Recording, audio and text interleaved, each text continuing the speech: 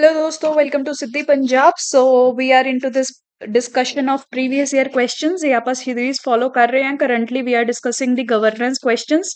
ਅੱਜ ਦਾ क्वेश्चन अपना है ਇਹ, corruption in public life is a great challenge to the Indian democracy, explain it. ठीक है, करप्शन किਵੇਂ ਇੰਡੀਅਨ ਡੈਮੋਕ੍ਰੇਸੀ ਲਈ ਇੱਕ ਵੱਡਾ ਚੈਲੰਜ ਬਣਿਆ ਹੋਇਆ ਹੈ। This we have to explain, we have to write this in 200 words in 15 marks. ਠੀਕ ਹੈ, ਵੱਡਾ ਕੁਐਸਚਨ ਹੈ, ਅੱਛੀ ਤਰੀਕੇ ਨਾਲ ਡਿਟੇਲ ਚ ਲਿਖ ਸਕਦੇ ਹੈ।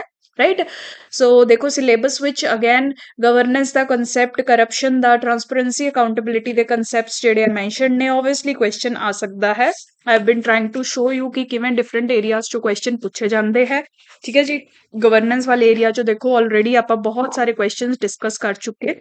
ਰਾਈਟ, ਹੁਣ ਦੇਖੀਏ ਇਹਦਾ ਆਨਸਰ ਕਿਵੇਂ ਲਿਖ ਸਕਦੇ ਸੀ। You can start by introducing with democracy itself. ਠੀਕ ਹੈ, ਡੈਮੋਕ੍ਰੇਸੀ ਦਾ ਬਰੀਫ ਜਾਂ ਲਿਖੋ, ਡੈਮੋਕ੍ਰੇਸੀ ਤੇ ਕਰਪਸ਼ਨ ਨੂੰ ਲਿੰਕ ਕਰਕੇ try to write an introduction. Democracy is the idea of government that is for the people and of the people. Corruption in public life is a malice that can rot the roots of a democratic nation. ਠੀਕ ਹੈ, ਸੋ ਆਪਾਂ ਕਿਹਾ ਕਿ democracy ਕਿਆ ਹੁੰਦੀ ਆ, ਉਹ ਆਪਾਂ ਲਿਖਤੀ, ਬਟ ਡੈਮੋਕ੍ਰੇਸੀ ਨੂੰ ਇੰਪੈਕਟ ਕਿਆ ਕਰਦਾ ਹੈ? ਕਰਪਸ਼ਨ, ਉਹਦੀ ਜੜ੍ਹਾਂ ਨੂੰ ਹੀ ਖਾ ਜਾਂਦਾ ਹੈ। that is what we have written. ਠੀਕ ਹੈ, ਹੁਣ ਆਪਾਂ ਕੁਐਸਚਨ ਤੇ ਜਾਵਾਂਗੇ। Corruption in public life means obtaining personal benefit through illicit means and abuse of public office property for personal benefit. ਠੀਕ ਹੈ ਜੀ, ਕਰਪਸ਼ਨ ਦੀ ਡੈਫੀਨੇਸ਼ਨ ਲਿਖਤੀ, ਉਸ ਤੋਂ ਬਾਅਦ ਥੋੜਾ ਕੁਝ ਡਾਟਾ ਐਡ ਕਰਨਾ ਸੀ। ਟਰਾਂਸਪੇਰੈਂਸੀ ਇੰਡੈਕਸ ਨੂੰ ਆਪਾਂ ਮੈਂਸ਼ਨ ਕਰ ਦਿੰਦੇ ਹਾਂ, ਇੰਡੀਆ ਇਜ਼ ਰੈਂਕਡ ਇੱਥੇ, and high levels of corruption acts as a grave damage to Indian democracy because ਉਹਦੇ ਲਈ ਹੁਣ ਆਪਾਂ ਪੁਆਇੰਟਸ ਲਿਖਾਂਗੇ ਜੋ ਕੁਐਸਚਨ ਪੁੱਛਿਆ ਗਿਆ ਹੈ। ਸਾਡੇ ਇਲੈਕਟੋਰਲ ਪ੍ਰੋਸੈਸਿਸ ਨੂੰ ਇਹ ਹਾਰਮ ਕਰ ਸਕਦਾ ਹੈ। ਠੀਕ ਹੈ, ਬਹੁਤ ਵਾਰ ਇਹ ਕਿਹਾ ਜਾਂਦਾ ਹੈ ਕਿ ਸਟੇਟ ਇਲੈਕਸ਼ਨਸ ਜਾਂ ਪੰਚਾਇਤ ਇਲੈਕਸ਼ਨਸ ਵਿੱਚ ਮੈਨੀਪੂਲੇਸ਼ਨ ਹੋਈ ਹੈ। That is an act of corruption impacting our democratic processes itself. ਸਾਡੀ ਡੈਮੋਕ੍ਰੇਸੀ ਵਿੱਚ ਫੰਡਸ ਦੀ ਡਾਇਵਰਜਨ ਹੁੰਦੀ ਹੈ, ਡੈਮੋਕ੍ਰੈਟਿਕ ਯੂਟਿਲਾਈਜੇਸ਼ਨ ਨਹੀਂ ਹੁੰਦੀ ਫੰਡਸ ਦੀ, ਰਾਦਰ ਕਰਪਸ਼ਨ ਦੇ ਕਰਕੇ ਲੋਕ ਆਪਦੇ ਫਾਇਦੇ ਲਈ ਹੀ ਕੰਜ਼ਿਊਮ ਕਰ ਰਹੇ ਆ ਫੰਡਸ ਨੂੰ। All the scams, leakages in government schemes are an example of how corruption is damaging the democratic utilization of India's funds. ਠੀਕ ਹੈ, ਉਸ ਤੋਂ ਬਾਅਦ ਲਿਖ ਸਕਦੇ ਆ ਲੋਕਾਂ ਦਾ ਟਰਸਟ ਨਹੀਂ ਰਹਿੰਦਾ ਹੈ ਜੀ ਗਵਰਨਮੈਂਟ ਤੇ, ਇਲੈਕਟਿਡ ਗਵਰਨਮੈਂਟ ਤੇ, ਡੈਮੋਕ੍ਰੈਟਿਕਲੀ ਇਲੈਕਟਿਡ ਗਵਰਨਮੈਂਟ ਤੇ ਤੁਹਾਡਾ ਵਿਸ਼ਵਾਸ ਖਤਮ ਹੋ ਜਾਏਗਾ because corruption is there. So public trust gets harmed in a democracy if corruption is there. This is shown by India against corruption movement. ਇੰਨੇ ਲੋਕ ਕਿਵੇਂ ਖੜੇ ਹੋ ਗਏ ਸੀ ਗਵਰਨਮੈਂਟ ਦੇ against? Because we lost our trust in the government of that time because it was very corrupt. ठीक है, फिर ਲੈਵਲਸ ਆਫ ਇਨਇਕੁਐਲਿਟੀ ਇਨਕਰੀਜ਼ ਹੋ ਰਹੀ ਹੈ। ਡੈਮੋਕ੍ਰੇਸੀ 'ਚ ਬਹੁਤ ਜ਼ਰੂਰੀ ਹੈ ਕਿ ਤੁਸੀਂ ਇਕੁਐਲਿਟੀ ਵੀ ਇਨਸ਼ੋਰ ਕਰੋ, but equality is not getting ensured if corruption is high. That is why ਤੁਸੀਂ ਦੇਖੋ ਕਰਪਸ਼ਨ ਹਾਈ ਹੋਣ ਕਰਕੇ ਰਿਚਰ ਹੁੰਦਾ ਜਾ ਰਿਹਾ and poorer. That is the impact that we are facing. ਠੀਕ ਹੈ ਜੀ, ਉਸ ਤੋਂ ਬਾਅਦ corruption leads to criminalization of politics also. Again democracy ਨੂੰ ਹਾਰਮ ਕਰਦਾ ਹੈ। ਕ੍ਰਿਮੀਨਲਸ ਜਿਹੜੇ ਆ ਉਹ ਪੈਸੇ ਦੇ ਦੇ ਕੇ ਦੇ ਆਰ ਬਿਕਮਿੰਗ ਪੋਲੀਟੀਸ਼ੀਅਨਸ। ਠੀਕ ਹੈ, ਆਪਦੀ ਫੰਡਿੰਗ ਦੇ ਸਹਾਰੇ ਲੋਕਾਂ ਨੂੰ ਬ੍ਰਾਈਬ ਕਰਕੇ they are buying votes and they are becoming the lawmakers. So it impacts our democratic law making process again. ਠੀਕ ਹੈ ਜੀ, ਉਸ ਤੋਂ ਬਾਅਦ corruption can impact fair justice delivery. Judicial system ਵਿੱਚ ਵੀ ਕਰਪਸ਼ਨ ਅਗਰ ਆ ਜਾਵੇ, ਫੇਅਰ ਜਸਟਿਸ ਨਹੀਂ ਮਿਲੇਗੀ, ਡਿਲੇਟਰੀ ਜਸਟਿਸ ਹੋਏਗੀ and all those issues can be there.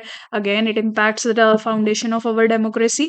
Right, finally ਆਪਾਂ ਲਿਖ ਸਕਦੇ ਹਾਂ ਕਿ ਕਰਪਸ਼ਨ ਆਪਣੀ ਸਟੀਲ ਫਰੇਮ ਯਾਨੀ ਕਿ ਆਪਣੀ ਸਿਵਲ ਸਰਵਿਸਿਜ਼ ਨੂੰ ਵੀ ਵੀਕ ਕਰਦਾ ਹੈ।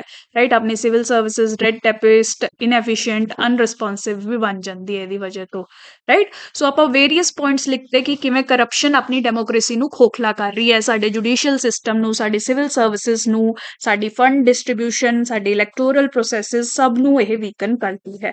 ਰਾਈਟ, ਸੋ ਇਸੇ ਲਈ thus for democracy to survive and be vibrant, controlling corruption is very important। ਅਗਰ ਅਸੀਂ ਚਾਹੁੰਦੇ ਹਾਂ ਕਿ ਇੰਡੀਅਨ ਡੈਮੋਕ੍ਰੇਸੀ ਜਿਹੜੀ ਹੈ ਉਹ ਸਰਵਾਈਵ ਕਰਦੀ ਰਵੇ, ਇਹਦੇ ਲਈ ਸਾਨੂੰ ਕਰਪਸ਼ਨ ਤੇ ਕੰਟਰੋਲ ਕਰਨਾ ਬਹੁਤ ਜ਼ਰੂਰੀ ਹੋਏਗਾ।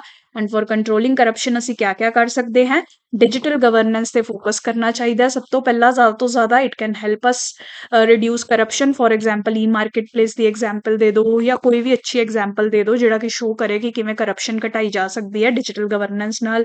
strengthening legal framework like whistleblower protection act, robust institutional framework, CAG, CVG, CIC, ਇਹਨਾਂ ਨੂੰ ਜੋ ਹੈ strengthen ਕੀਤਾ ਜਾਵੇ। moral training of public officials ਹੋਵੇ, ਅਵੇਅਰਨੈਸ ਐਂਡ ਐਕਟਿਵ ਸਿਟੀਜ਼ਨਰੀ ਹੋਵੇ ਜਿਹੜੀ ਕਿ ਕਰਪਸ਼ਨ ਨੂੰ ਕੁਐਸਚਨ ਕਰੇ ਹਰ ਟਾਈਮ ਤੇ, by using tools like RTI, citizen charter, social audit.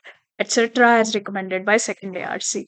Right? So is तरीके नाल we started with showing what is democracy, how corruption is impacting democracy, ठीक है, and how corruption has transformed the Indian democracy, and then finally writing how we can strengthen our democracy by dealing with the issue of corruption. That is what we have written. ठीक है, इस तरीके ਨਾਲ ਤੁਸੀਂ conclude ਕਰ ਸਕਦੇ ਹੋ question ਨੂੰ. ਠੀਕ ਹੈ, again I would like to tell you ਇਹਨਾਂ ਕੁਐਸਚਨਸ ਜੋ ਮੈਂ ਤੁਹਾਡੇ ਉੱਤੇ ਕੰਟੈਂਟ ਡੰਪ ਨਹੀਂ ਕਰ ਰਹੀ, ਐਕਚੁਅਲ ਤੁਸੀਂ ਆਨਸਰ ਕਿਵੇਂ ਲਿਖ ਸਕਦੇ ਹੋ that I am telling you in this limited words. ਠੀਕ ਹੈ, ਇਸੀलिए ਇੱਥੇ ਮੈਂ ਡਿਟੇਲਡ ਡਿਸਕਸ਼ਨ ਨਹੀਂ ਕਰ ਰਹੀ, ਬਟ ਐਕਚੁਅਲ ਆਨਸਰ ਤੁਸੀਂ ਕਿਵੇਂ ਲਿਖਣਾ ਹੈ that I am giving you. ਠੀਕ ਹੈ, ਅਦਰਵਾਈਜ਼ ਪੁਆਇੰਟਸ ਤਾਂ ਲੱਖਾਂ ਹੈ ਜਿਹੜੇ ਆਪਾਂ ਲਿਖ ਸਕਦੇ ਹਾਂ, ਬਟ ਲਿਮਿਟਡ ਟਾਈਮ ਵਿੱਚ ਤੁਸੀਂ ਲਿਮਿਟਡ ਪੁਆਇੰਟਸ ਕਿਵੇਂ ਲਿਖਣੇ ਆ that is being discussed here. If you have any query, doubt with regard to your civil services preparation, you can contact me on this number, right? Various courses ਜਿਹੜੇ ਅਸੀਂ run ਕਰ ਰਹੇ ਹਾਂ, you can see it on our website www.siddhipunjab.com. If you have any query, connect with us. That is all for this discussion. Thank you so much for joining.